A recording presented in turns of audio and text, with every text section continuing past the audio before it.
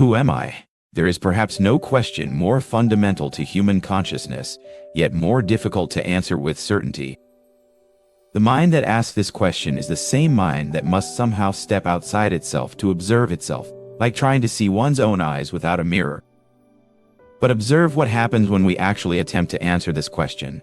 The immediate response often involves roles and labels. I am a teacher, a parent, a citizen. But notice how these are functions we perform rather than something we inherently are. The teacher exists only in relationship to students. The parent exists only in relationship to children. Strip away these relationships and what remains? Perhaps we identify with our thoughts. I am someone who thinks this way, believes these things, holds these opinions. But observe thoughts as they arise and disappear in consciousness. They come and go like weather patterns across the sky. Are we the temporary thought, or the awareness in which thoughts appear? Maybe we are our emotions. I am an anxious person, a happy person, an angry person. Yet emotions also flow and change. The same consciousness that experiences sadness in the morning may experience joy in the evening. Which emotion represents the real self? The body offers another candidate. I am this physical form, this collection of cells and organs. But the body is constantly changing. The cells that compose it now are different from those that composed it 7 years ago. Every atom has been replaced, yet something feels continuous. What is this that persists through physical transformation? Memory provides another answer. I am the sum of my experiences, my accumulated past, but observe memory's unreliability. Events are constantly reinterpreted, details forgotten, perspective shifted. The self constructed from memory is as fluid as the memories themselves. This investigation reveals something fascinating. Everything we typically identify as self is temporary, changing, context dependent.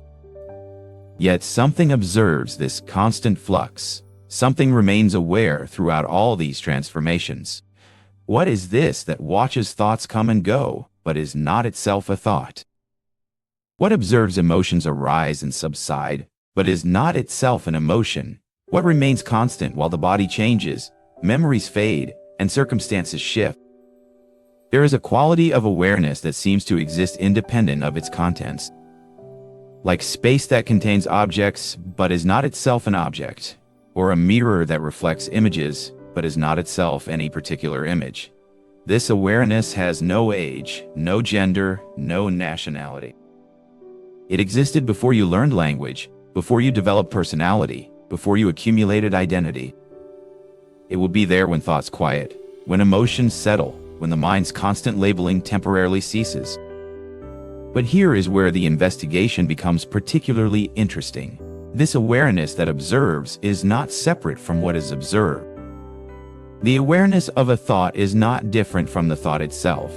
The consciousness that experiences emotion is not distinct from the emotion. Observer and observed reveal themselves to be facets of the same phenomenon.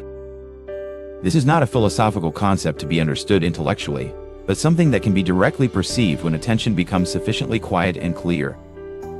In this recognition, the question "Who am I?" begins to dissolve.